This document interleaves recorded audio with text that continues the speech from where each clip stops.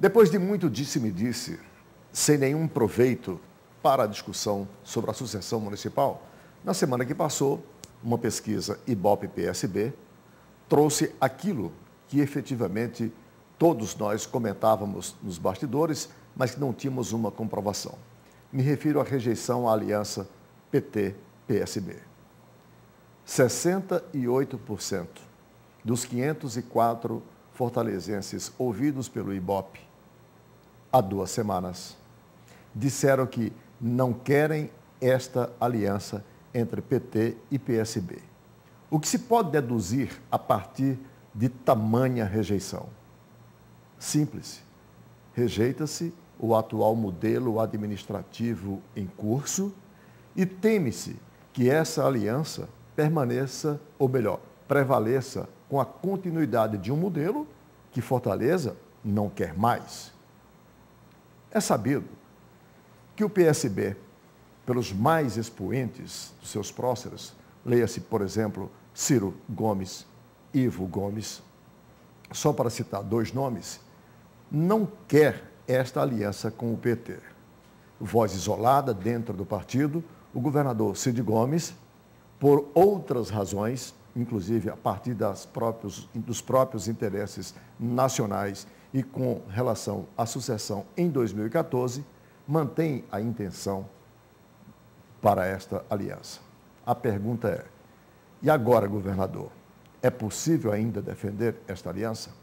É para discutirmos os vários ângulos dessa questão que estamos iniciando mais uma edição do programa Visão Política pela FGF-TV, canal Universitário 14 da NET e Rede Pública de Televisão Cearense. E para discutirmos estes assuntos, nós trouxemos dentre a nossa equipe as pessoas que julgamos mais indicadas para falarmos sobre os vários ângulos dos resultados dessas pesquisas. O professor Clésio Arruda, que é doutor em Sociologia e que colabora conosco aqui quinzenalmente. O também professor e cientista político, nosso analista aqui, o professor Francisco Moreira. E o também professor, historiador, conhecedor da história da política do Ceará e do Brasil, o professor Rui Martinho Rodrigues. Eu sou Arnaldo Santos. Peço a você assinar de apenas 1 minuto para um rápido intervalo e já voltamos com mais uma edição do programa Visão Política.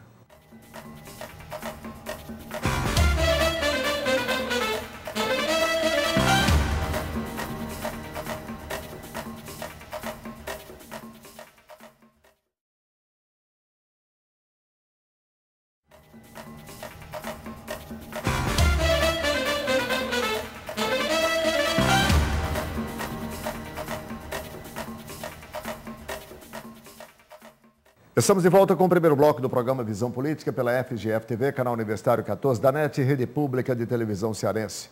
Para você, assinante que ligou agora, o programa recebe hoje as participações dos nossos colaboradores, os professores Clésio Arruda, Francisco Moreira e Rui Martinho Rodrigues. E eu quero começar o programa colocando para a análise de vocês o assunto, tema do nosso editorial de abertura. Ou seja, os resultados, os números dessa pesquisa, publicada na semana que passou, pesquisa Ibope-PSB, publicada nos jornais da cidade, onde demonstra, quer dizer, os números nos vários cenários. E nos vários cenários, nos 4, para ser mais preciso, o senador Inácio Arruda lidera em todos eles, quaisquer que sejam os seus adversários dentro desses cenários simulados, com 27%.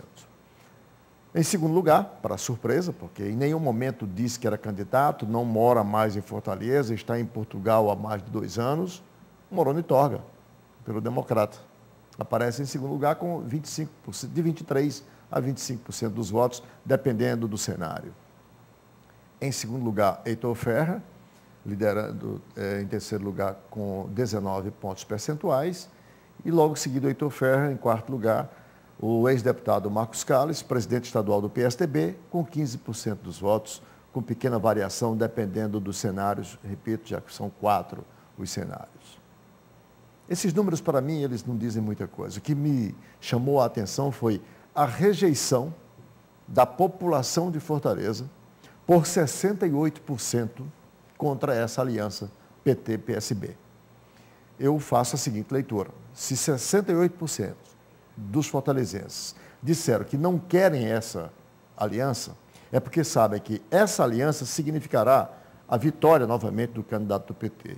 E se a população rejeita essa aliança, é porque rejeita o atual modelo administrativo e rejeita, por consequência, qualquer modelo de continuidade, ou de continuismo, como queira chamar. Queria colocar isso para você discutir, começando aqui com o Moreira. Qual é, Moreira, a tua percepção? Primeiro, né, eu acho que a gente tem que relevar um aspecto, é a primeira pesquisa, né, quer dizer, apesar da proximidade já do pleito, né, quer dizer, mas as candidaturas, né, até por esse processo extremamente desgastante, né, que é essa questão desse lenga-lenga em torno da escolha do candidato, das questões ligadas a essa aliança, né, eu acho que, inclusive, essa rejeição, né, que aparece na pesquisa está muito vinculado a essa questão, né, né, essa coisa que vem se arrastando, que não se define, né? Esse é um aspecto. Um aspecto que a gente tem que chamar a atenção também com relação à pesquisa, né, é que os dois candidatos que aparecem melhor situados do ponto de vista numérico, né, são ex-candidatos. Isso, de certa forma, demonstra que há uma memória em torno desses candidatos, né? É importante, por exemplo, do ponto de vista analítico, a posição que o Heitor ocupa, né, que também já teve candidato, pelo menos em várias oportunidades, às vezes né, as questões envolvendo o nome do Heitor ao longo de candidatura já se arrastam também há algum tempo. E o próprio Marcos, né, que nunca foi candidato a prefeito, mas já foi candidato a governador, né, e também tem uma memória importante. Quer dizer, essa numa pesquisa estimulada, tá certo? Quando você vai para uma pesquisa espontânea, então 60% da população diz que não tem ainda em quem votar. Certo? Então, quer dizer, demonstra muito essa coisa embrionária, esse primeiro momento, né, de que a população ainda não sabe nem para que rumo tomar. Né? Então, do outro lado, no outro aspecto, tem esses dados da rejeição. Primeiro, da prefeita, né, da administração da Luiziane, né? É uma rejeição significativa, tá certo? E também a rejeição à aliança que aparece, né, na pesquisa como sendo... parece assim, a pesquisa foi feita, né, com o objetivo de... Ela vai ser fundamental para se tomar decisões a partir daqui em relação à aliança. A gente vai aprofundar, obviamente, o programa será quase todo dedicado a esse assunto. Vamos rapidamente falar aqui sobre os números. Professor Clésio Arruda, qual é a sua interpretação para esses números? Porque, repito, tem alguns indicadores. Primeiro, esse patamar de 27% do Inácio Arruda, sem estar dizendo que é candidato. Depois, esses números favoráveis ao Moroni, que, como eu disse, nem morar mais aqui, não está na política já há mais de 2 anos, morando fora. E essa rejeição. Há uma certa normalidade, né, quer dizer, nesses dados, quando a gente pensa que o eleitor ele sempre vai se recordar daqueles nomes que são aqueles que são postos mais naturalmente. Né? Então, era de se esperar que, aí dos que estão colocados aí, esses dois, até a questão que o Moreira levanta, de já terem um exercício de candidatura, né, mais constante, né? Já foram candidatos outras vezes, tem um nome mais presente na questão da política, muito embora a distância, como salienta aqui o Arnaldo, do Moroni, mas ele tem participado dos últimos embates de decisão para o executivo do município. Então, é um nome que naturalmente viria. A permanência desses nomes aí é que a gente pode falar agora, que é um patamar alto, naturalmente eles apareceriam mais alto do que os outros. Até porque os outros nomes, né, o do Heitor é um nome muito lembrado como parlamentar, né, e o Marcos, dentre os nomes que estão aí, talvez fosse aquele mesmo que está, inclusive no último ano, o Marcos Cal, sem mandato e sem cargo no Executivo, também tem ficado afastado e fora da mídia, então é natural que ele tivesse aí essa presença um pouco mais tímida em termos de números. Agora, manter Você sabe que eu não acho tímido, não, para o que é o PSDB hoje que ele aparecer com 15%, eu acho uma presença muito significativa. Em Fortaleza, que ele nunca teve tradição nenhuma de militância política em Fortaleza, a votação dos 5 mandatos de deputado estadual que ele teve consecutivos, foram toda uma votação oriunda do interior. Quer dizer. Mas tem o questão de ter sido candidato a governador, que de certa forma marcou. Sim, que deu uma presença maior em Fortaleza, né? Bom, eu acredito que, quer dizer, esse é um cenário inicial que não dá para se falar muito sobre ele, e aí concordo que talvez o mais relevante dessa pesquisa seja, de fato, essa rejeição a uma possível aliança saída permaneça. Eu acho que aí é o fundamental que aparece nessa pesquisa. Que nós vamos discutir no segundo bloco, essa rejeição. O que ela traduz, o que ela significa. Eu acredito que aí é o que tem de melhor para se discutir nesses números. Professor Rui, e qual é a sua percepção para esses números, levando em consideração, quer dizer, esses 4 cenários, os candidatos? Porque tem uma coisa que me chamou a atenção, é que em todos esses cenários, os candidatos do PT e do PSB vão muito mal, obrigado. Eles vão de 1% a 2%, em quaisquer dos cenários colocados. Seja estimulado, seja espontâneo, que evidencia. Isso corrobora com a interpretação que você fez há pouco, de que a recusa ou a rejeição a uma aliança é uma rejeição à continuidade. Tanto é uma rejeição à continuidade que os candidatos dos 2 grandes partidos da aliança não apareceram com nenhuma posição expressiva, né? É estranho que um partido como o PT, que tem uma votação expressiva em Fortaleza, tem um piso aí de uns 30% ou 33% de voto em Fortaleza no começo de qualquer pesquisa. Não apareça com nenhum candidato com uma votação expressiva em Fortaleza, mesmo tendo parlamentares que são votados expressivamente na cidade e que aspiram à candidatura, né? E, por outro lado, chama a atenção o fato de que só um parlamentar apareceu bem aí na figura, o deputado Heitor Ferrer, que não é da aliança. E que se compreende, porque sempre foi um deputado bem votado em Fortaleza, mas não tem nenhum outro parlamentar com uma presença tão expressiva, a não ser um que foi parlamentar até recentemente, o Marcos Caos, mas o Marcos Caos, como o Moreira lembrou há pouco, ele certamente ainda está amparado na projeção que a candidatura ao governo do Estado, em eleição recente. Há menos de 2 anos, né, deu a ele. Agora, os 2 primeiros colocados, me parece que estão bem posicionados, porque já foram ambos candidatos pelo menos 2 vezes, né, à Prefeitura de Fortaleza. E é natural que apareçam. Agora, o valor dessa posição é muito relativo, não só por causa da distância do pleito e não só porque não estamos em campanha. As campanhas modificam muito esse quadro, geralmente, né? Mas aí é porque seria preciso ver qual é o teto de cada candidato, que está bem posicionado. Um candidato pode estar muito bem posicionado, com uma margem de intenção de votos muito boa, mas está praticamente no limite da sua capacidade de crescimento, né? E isso é que é decisivo no desenrolar de uma campanha. Inclusive os 2% que tem o candidato do PT, nesse momento não quer dizer nada, né? Sim, ele tem um não é potencial de conhecido, crescimento, ele não é... Talvez no Tá outro entendendo? cenário. A estrutura não foi posta ainda, né, Você em colocasse- movimento. Se né? colocasse outro nome também. A máquina ainda não começou a funcionar, né? Até Agora- a questão...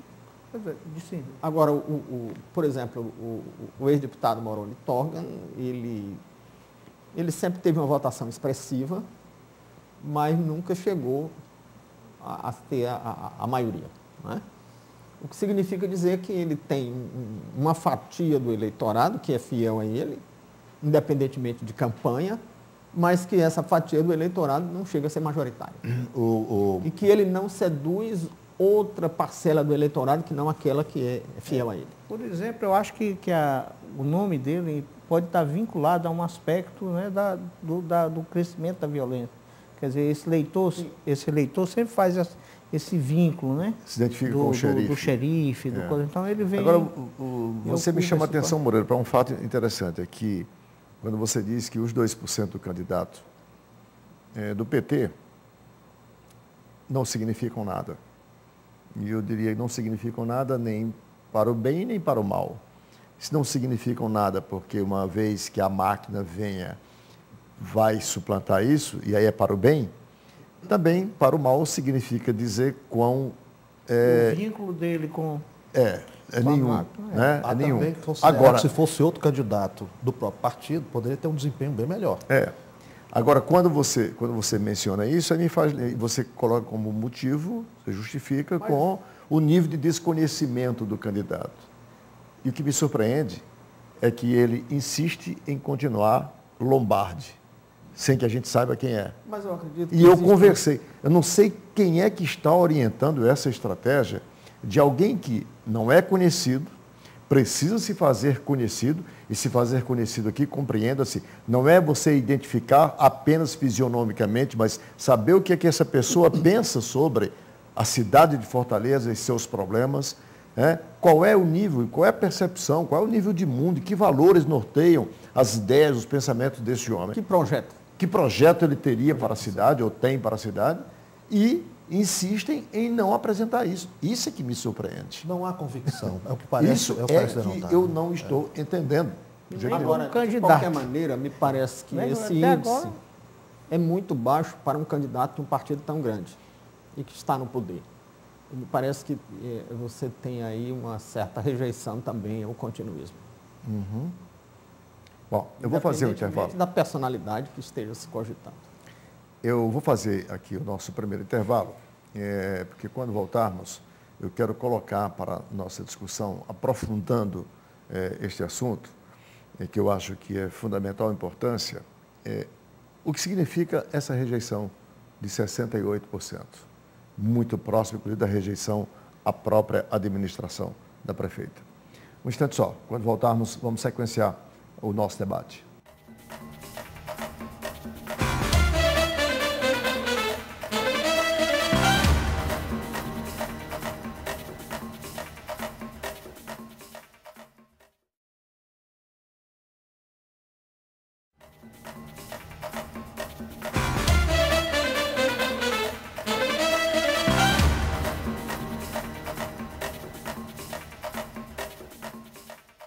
Estamos de volta com o segundo bloco do programa Visão Política pela FGF-TV, canal Universitário 14 da NET e Rede Pública de Televisão Cearense.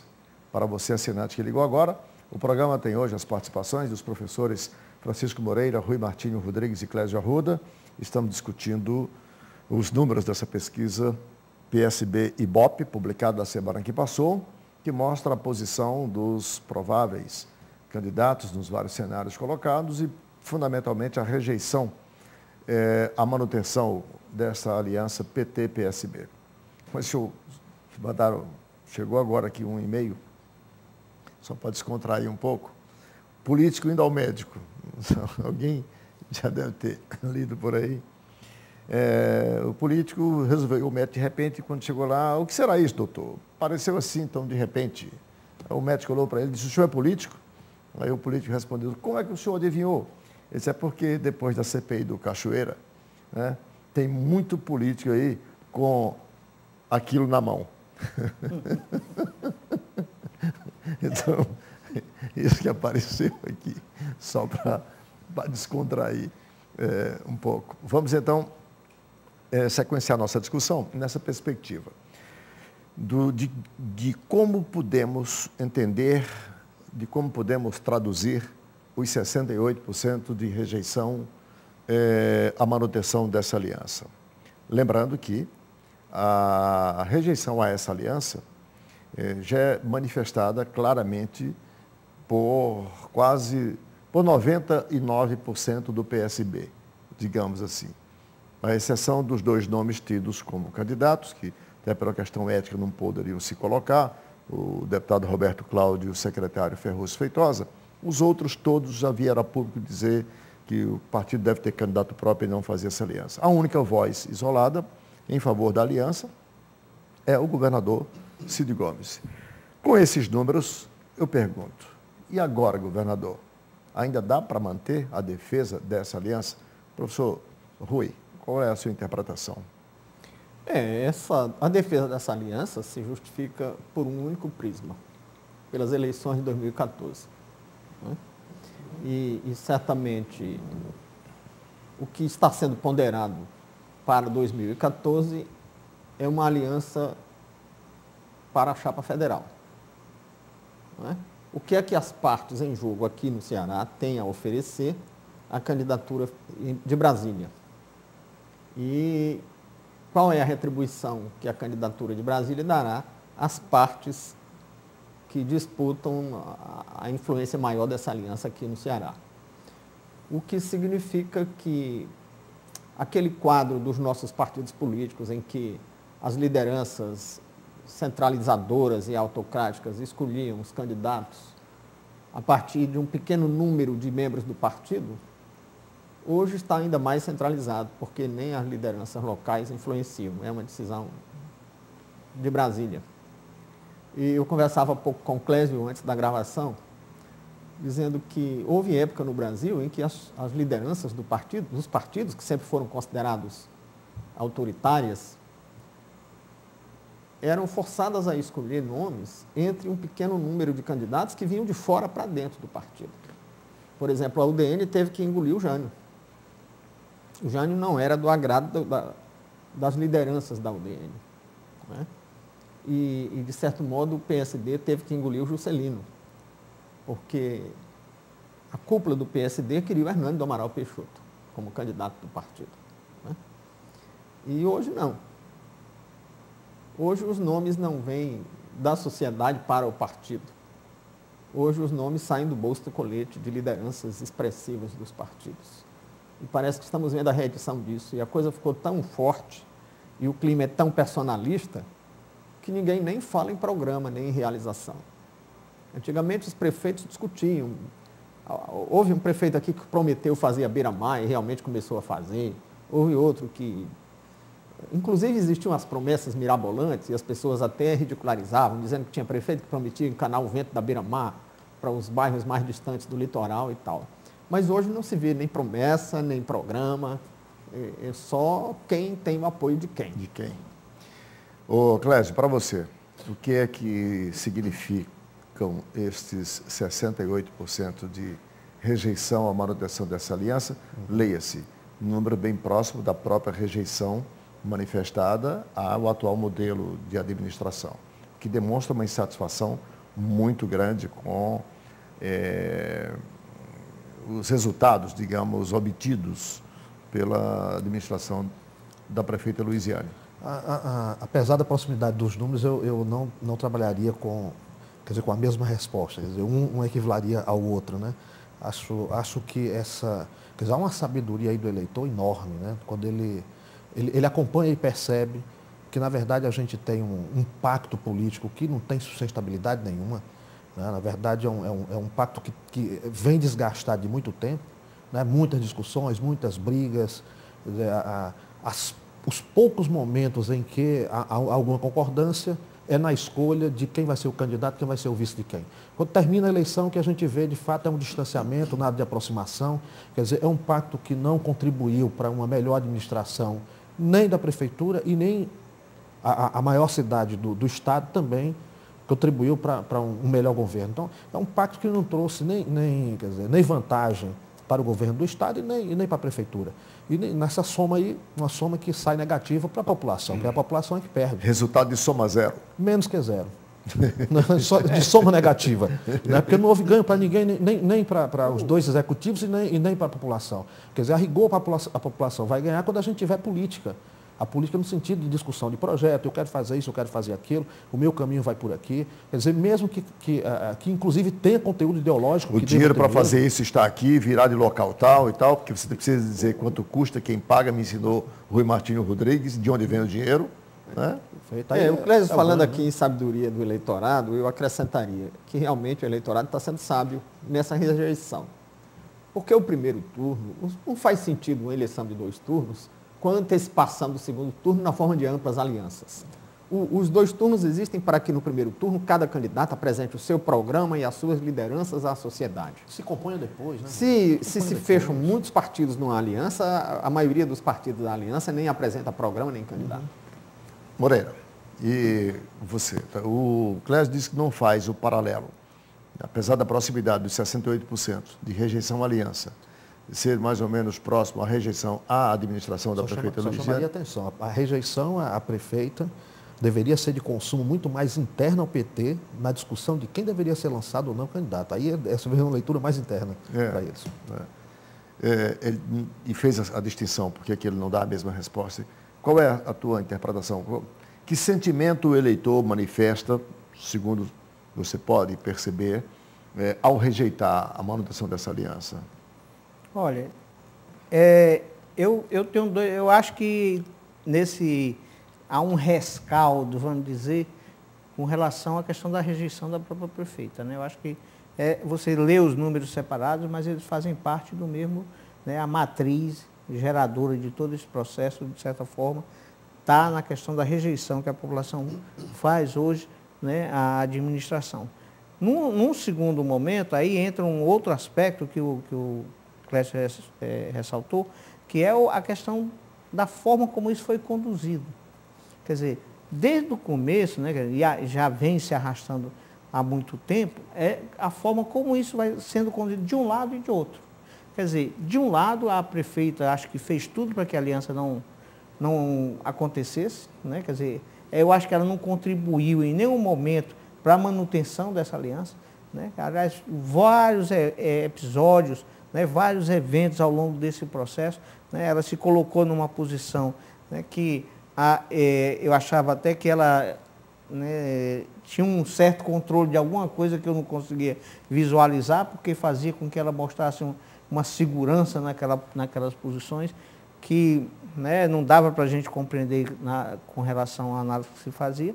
Né? Do outro lado, se o governador, né, em nenhum momento chegou a negar a aliança, né, mas todo o seu entorno, né, todas aquelas pessoas importantes que, né, trabalhavam, que estavam no seu entorno, que tinham voz, né, e poder, né, dentro do governo, né, do governo e mesmo fora do governo, como o irmão dele, né, se colocavam numa posição contra a aliança. Né? Você vê na eleição, por exemplo, já na eleição passada, né, as posições eram muito confusas. Então, o que o Clécio chama a atenção, quer dizer, que pacto é esse? O que ele contribuiu em relação ao Estado? Não é?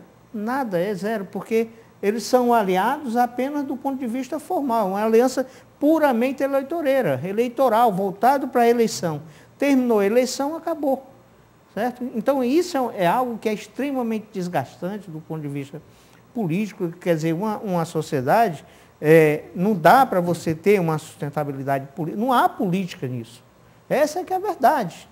Né? Os personagens, os atores políticos, não fazem política, fazem qualquer outra coisa, né, voltado para o processo eleitoral. Então, a fazer política nesse país virou fazer, né, alianças puramente eleitoreiras.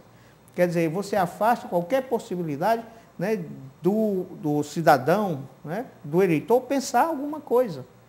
Né? Eu acho que a rejeição maior também está relacionada a esse aspecto. Né? É preciso que os atores políticos, né, entendam, né, que eles não são sujeitos, né, desse processo sozinhos, né, que eles precisam serem sujeitos, mas, né, contribuindo para que a população tenha um certo conhecimento. Que há uma certa correlação entre esses dados, porque de outro modo não se explica que um partido que parte com 30% ou 33% do eleitorado em qualquer eleição não tenha um nome com mais de 3% a essas alturas do campeonato. Não se explicaria, senão também, como uma rejeição da administração, que em última instância é uma administração do partido, ou pelo menos o partido leva a culpa. Agora, há um aspecto aí que vocês não mencionaram e eu gostaria de colocar aqui só para que o assinante pudesse fazer a sua análise, que é o seguinte: mesmo com essa rejeição, com ou sem aliança, eu afirmo aqui, qualquer que seja o candidato apoiado pela prefeita Luiziane Lins, irá para o segundo turno, com qualquer que seja o candidato da outra aliança em caso de rompimento. Isso eu não tenho dúvida. O segundo turno será uma outra coisa. O que parece contraditório, porque se rejeita, em 70% quase, a manutenção da aliança, se está dizendo eu estou rejeitando qualquer modelo, consequentemente qualquer pessoa que venha para continuar este modelo. Teoricamente não daria para ir para o segundo turno, mas vai para o segundo turno. Quando o cenário muda, quer dizer, aí se percebe isso. E uma vez a aliança mantida... Você está fazendo um exercício de futurologia. De futurologia, pelo que nós conhecemos da história. Mas é possível, mas é complicado. Não sei. Pode dar zebra. Pode ser. Fortaleza tem surpreendido. Fortaleza... Não, eu vou colocar uma outra coisa para vocês duvidarem de novo. Tá? Rejeita-se a aliança com quase 70%, e uma vez a aliança feita, não há quem ganhe. Isso aí eu concordo. Do candidato deles. Isso eu concordo. Uma outra contradição, porque se está rejeitando a aliança, então uma vez essa aliança manifestada, iria para uma outra opção. Mas aí se explica pelo poder do rolo compressor. Só mais uma questão, que eu divergi aqui dos colegas. Esse percentual contrário à aliança, eu não vou vincular a rejeição da prefeita, porque eu também teria que vincular o governador. Quer dizer, nesse sentido, se eu estou... Os 60 ele igualaria para cá, ele igualaria para lá, certo? É nesse sentido que eu faço as duas leituras diferentes, tá certo? Quer dizer, a aliança, ela está aqui, a leitura do eleitor é esta. A avaliação da prefeita é negativa, não é de hoje que ela é negativa, já vem de muito tempo, né? Agora, apesar de tudo isso, ela é um animal político, aí eu concordo com as futurologias aqui do Arnaldo, é um animal político medonho, né? E vai para a luta e é provável, só não tenho tanta convicção, que leve o seu candidato ao segundo turno. O teu raciocínio é muito plausível, mas eu diria que, como estamos falando de uma eleição municipal, uma eleição para a prefeitura de Fortaleza, e a pesquisa foi em Fortaleza, a perspectiva do governo do Estado, a rejeição ao governo do Estado, não ecoa tão fortemente nos ouvidos do eleitor. Pela o que localização. ecoa é a administração municipal, que é o que está em jogo na eleição. Bom, eu vou fazer mais um intervalo e quando nós voltarmos, eu quero colocar um assunto que eu acho que é do interesse de todos e cada um dos 194 milhões de brasileiros. Não, faço uma ressalva. Não são dos 194 milhões. Talvez dos 193.900, porque não é certamente do interesse dos banqueiros, especificamente, e dos ricos de um modo geral. Eu estou me referindo a essa luta da presidente Dilma, nesse instante, contra essa extorsão chamada juros bancários no Brasil, e que ela resolveu enfrentar agora, e nós não sabemos qual será ou quais serão as consequências desse enfrentamento para se baixar esses juros para níveis, como ela mesma chamou, civilizados. Um instante só e a gente volta.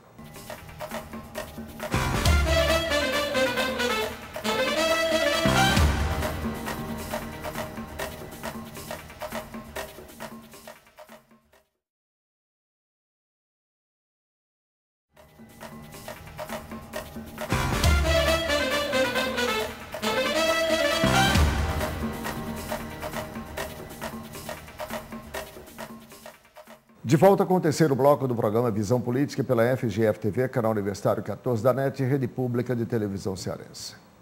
Participam do programa de hoje os nossos colaboradores, os professores Rui Martínio Rodrigues, Clésio Arruda e Francisco Moreira. Discutimos os dois primeiros blocos, se você ligou agora. Nos dois primeiros blocos nós discutimos a questão dos resultados, dos números dessa pesquisa sobre a sucessão de Fortaleza. E agora eu quero colocar um assunto de interesse muito mais imediato, repito, de quase 194 milhões de brasileiros. E eu digo de quase, porque certamente não é o interesse dos banqueiros, dos que se beneficiam desses juros extorsivos. Historicamente, no Brasil, nós pagamos... Bom, a primeira coisa é o seguinte, hoje, para um cidadão comum entender um extrato bancário, ele precisaria ir para um banco de escola, fazer um curso intensivo e talvez ele não conseguisse entender. Tamanha é a complicação é a complexidade dos extratos para nos enganar a todos, para cobrar de nós taxas e mais taxas que a gente não sabe por quê, né? Que você paga hoje tudo no banco. Até aquele papel do extrato que ele dá, ele é cobrado e você só tem direito a 2, se eu não me engano, né? Tudo mais você paga.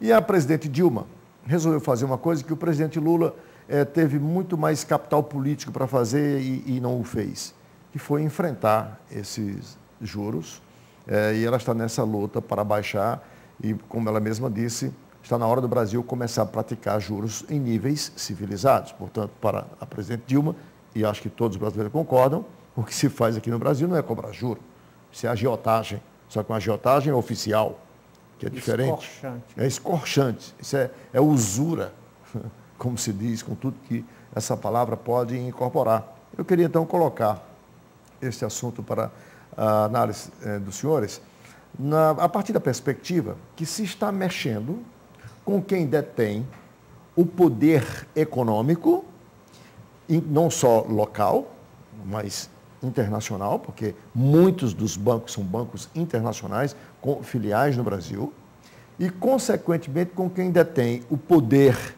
político também, e com grande influência nos demais poderes. Não preciso dizer mais nada. Os maiores doadores de financiamento de campanha. Por isso detém o poder político. Professor Rui, essa é uma luta em glória ou a presidenta Dilma... Os juros no Brasil chamam a atenção do mundo inteiro. Um país que não tem guerra, nem sofreu nenhuma catástrofe, tem juros que não tem paralelo em canto nenhum do mundo. E não apenas tem juros altos, que é uma velha tradição brasileira, mas tem hoje spreads, hoje nos últimos 10 ou 12 anos, tem os spreads mais altos dos últimos 40 ou 50 anos, né? Que é a parte que toca ao banqueiro dos juros, porque o juros se compõe da remuneração do investidor, que investe nas carteiras de investimento dos bancos, e a parte do banqueiro. Então, a parte do banqueiro é alta. E isso precisa ser resolvido. O Brasil não pode viver a vida inteira com juros tão altos, não é? A parte do banqueiro é maior do que a parte do investidor. É bom que se diga. Até porque juros altos freiam a economia, freiam o financiamento das empresas quando queiram investir. Mas eu custo a crer que os nossos banqueiros sejam diferentes dos banqueiros do resto do mundo. Que eles tenham um determinismo biológico, que eles sejam mais degenerados. Eu acho que não. Eu acho que em qualquer parte do mundo, todo banqueiro ou todo ser humano é ambicioso e quer lucrar o mais que puder. E por que no Brasil eles podem? E eu não creio que seja tanto um fenômeno político, porque financiam ou deixam de financiar a campanha, mas muito mais por algumas peculiaridades nossas. De um lado, nós achamos muito bom e nos orgulhamos que temos um sistema bancário muito sólido. Fala-se até que é dos mais sólidos do mundo, e as crises abatem os bancos de toda parte, os bancos no Brasil passam batido. Mas isso acontece em parte porque a parcela dos depósitos bancários que são congeladas no Banco Central no Brasil é das mais altas do mundo. Eu não sei quanto anda agora, o Banco Central não anda soltando essa informação, mas já houve época que eu lembro que essa informação foi divulgada e chegou a 45%. Quer dizer, o banqueiro vai ganhar uma porcentagem alta e o investidor também, mas sobre uma parcela bastante reduzida da disponibilidade do capital. Por outro lado, nós temos também uma carga tributária, inclusive sobre operações financeiras, muito alta. E temos também um índice de inadimplência dos mais altos do mundo. E tudo isso somado empurra os spreads para cima. Estamos falando de spreads. Agora, e quanto aos juros? Quanto aos juros, nós temos tido uma única variável de combate à inflação nesse país, que é juro alto. Porque nós não temos feito reformas que permitam disciplinar os gastos públicos na área de custeio. Porque os gastos públicos são muito bem-vindos na parte de investimento, que no Brasil sempre tem sido muito baixa. Agora, na parte de custeio da máquina administrativa, esses custos não param de crescer. E temos uma propensão muito grande ao consumo por parte dos consumidores. A propensão ao consumo por parte dos consumidores leva a uma demanda de crédito. que empurra os juros para cima, e os spreads também. E, por outro lado, como não cortamos despesas de custeio, e isso gera uma pressão inflacionária, resta ao governo o Banco Central apenas aumentar os juros para conter a explosão de demanda. Se bem que... Se nós baixarmos os juros agora, vamos ter um aumento da demanda. E houve uma queda nos juros e a inflação que saiu hoje, de ontem para hoje, já surpreendeu e se colocou muito acima da expectativa. 6,5% a inflação de previsão na semana que passou, quando gravávamos o programa. Agora, quando você coloca que a demanda por crédito faz empurrar a taxa de juros para cima, contraria uma lei básica do mercado. Quando você tem demanda, né, e você tem oferta e juro, e hoje você tem oferta de crédito bastante abundante, a tendência é que se baixe. Mas o que baixa é a oferta, essa demanda, não é a demanda. Consumir. A demanda eleva. E a oferta é restrita pelo depósito compulsório. Se o depósito compulsório é alto, a oferta diminui. Mas só sobe quando você tem uma demanda maior do que a oferta. Você tem hoje mais oferta de crédito do que demanda, mesmo sendo esse consumista que o brasileiro é. Que você sabe que é. Tanto é verdade que os bancos estão hoje aí, quer dizer, puxando, disputando quase no tabef. Se esse dado for verdadeiro, fica estranho, porque veja, nesse caso não se explicaria porque quando houve uma redução dos juros tem havido um repique inflacionário. Também não se compreenderia que fosse esse o único instrumento do Banco Central, porque o Banco Central é que mantém a Selic alta. Tanto é que os bancos oficiais, sobre os quais a presidente tem todo o poder, ela determinou e eles baixaram os juros. Para poder forçar, para poder fazer os bancos comerciais baixar também. O Banco do Nordeste, por exemplo, foi quem primeiro baixou os juros, né, para os seus financiamentos e baixou pela segunda vez há um mês. Ou seja, depois que a presidenta mandou que Banco do Brasil e Caixa Econômica baixassem, o Banco do Nordeste já praticava um juro mais baixo. E baixou mais ainda para o microcrédito, sobretudo para o micro e para o pequeno. Quer dizer, ora, e não me consta que o Banco do Nordeste tenha publicado nenhum balanço negativo, muito pelo contrário. São balanços sempre lucrativos. E é um banco de desenvolvimento. É preciso ver como é que essa redução do preço do dinheiro vai impactar na inflação, como é que isso vai impactar na demanda por bens. Deixa eu ouvir o Clésio e o Moreira nessa perspectiva, porque me parece que essa é uma luta que é de todos os brasileiros, exceção dos banqueiros. Eu estou mais satisfeito que o Rui. E nem todos os banqueiros são brasileiros. Olha, eu queria lembrar aqui uma coisa, né? Quando nós tínhamos, que ainda é altíssimo, né? Mas já foi inclusive mais alto, aquela economia sem perspectiva, sem nenhuma garantia, sem nenhuma segurança, que não é o cenário que a gente tem hoje, pelo contrário, né? O que nós temos é uma economia americana, uma economia europeia, que já não gera tanta confiança, né, que podia praticar juros baixos porque era uma garantia, mais ou menos como investidor que não se arrisca e vai para o imóvel. Quer dizer, a garantia é líquida e certa, quer dizer, a perca normalmente não ocorre, né, ocorre ganho, embora em menor intensidade. O risco é menor, mas o ganho é menor, mas seguro. Quer dizer, investir no Brasil alguns anos atrás era um risco enorme. Então, quer dizer, a taxa de juros altos justificava-se. Agora nós temos um outro cenário, uma economia que se mostra cada vez mais sólida, gerando lucro. Não há perspectiva de que isso no curto prazo venha a se reverter. Pelo contrário, os americanos e europeus é que se encontram na situação que parece um caminho a um Brasil de uma década, 2 décadas atrás. Né? E aí sim, né, a tendência é que o juro aqui caia e o juro lá suba. Agora, o que nós temos era uma prática de juro alto, de alta lucratividade, e que se não houver uma força que se contraponha para que haja uma redução, ela não vai se reduzir, porque o objetivo de empresário é lucro mesmo. Então, se não houver algo que puxe para baixo, ele mantém com a sua taxa de lucro alto, a não ser que a gente tivesse outro recurso que fosse a competição. Mas abrir para uma competitividade que seria o incentivo a que novos bancos aparecessem, aí nós correríamos no risco da dificuldade de controle. Né? O controle que hoje, que é o caso americano, que é um sistema bancário enorme, mas que gera uma dificuldade maior de você controlar as operações financeiras do banco. Quer dizer, qual é o melhor caminho? Bom, o melhor caminho foi o que a Dilma tomou, aliás, no momento de muita inteligência, porque é o momento em que a reação seria menor por conta da grave crise que a gente tem aí de Cachoeira e Demóstenes, né? Olha, veja você, é evidente que nós não somos aqui economistas de formação. Né? O Clésio é. O Clésio é? Olha aí, então retiro. Só eu, o Rui e o Moreira. Mas veja você como é real o que a presidenta está dizendo, que os juros podem ser, pelo menos, civilizados. Primeiro, o Brasil está na situação que você acabou de mencionar. Antigamente, você tinha que ter juros altos para que você tivesse que atrair investidores. A remuneração do risco. Que era o risco. Não é mais o caso, muito pelo contrário. Você citou os Estados Unidos. Juros altos também para frear a demanda. Você citou o caso dos Estados Unidos e Europa, né, que estão hoje em economia muito mais difíceis do que a nossa. Entretanto, lá nos Estados Unidos e Europa, o juro é bem baixinho. Bem baixo. Ora, se lá que as coisas não andam bem, os juros são bem baixinhos, por que onde as coisas andam bem, o juro tem que ser alto assim? Veja bem, eles estão em recessão ou pouco acima da recessão. E os juros baixos, se baixa o juro para estimular a demanda e estimular a economia.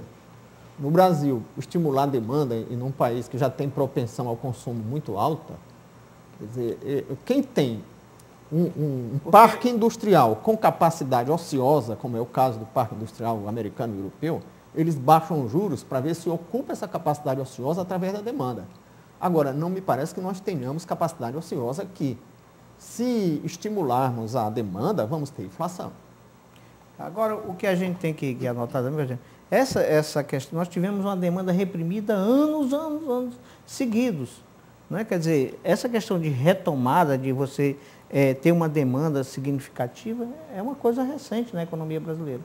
Né? Quer dizer, você tinha uma imensa parcela da população que não tinha acesso ao crédito, que não podia realmente consumir determinados produtos, que não tinha acesso a determinados... Então, quer dizer, essa questão dessa demanda crescente, ela é resultado, né, na verdade, de um processo de melhoria da economia nacional, né, que eu acho que é uma coisa que é importante. Né? Moreira, só uma questão que o Arnaldo falou, que é os vínculos do banco com o setor produtivo, que a gente não pode esquecer que, quer dizer, o capital hoje, ele não é o capital bancário, o capital industrial, o capital comercial. Esse capital, ele navega por todos os setores, é o mesmo capital. Então, aquela indústria automobilística é o mesmo que é o sistema financeiro, que é o mesmo que está no setor agrícola. Quer dizer, esse capital que hoje atravessa todos esses setores e que se nós não tivermos um instrumento para tirar do sistema financeiro e jogar na produção, ele não vai aumentar a produção, que é a preocupação aqui do Rui.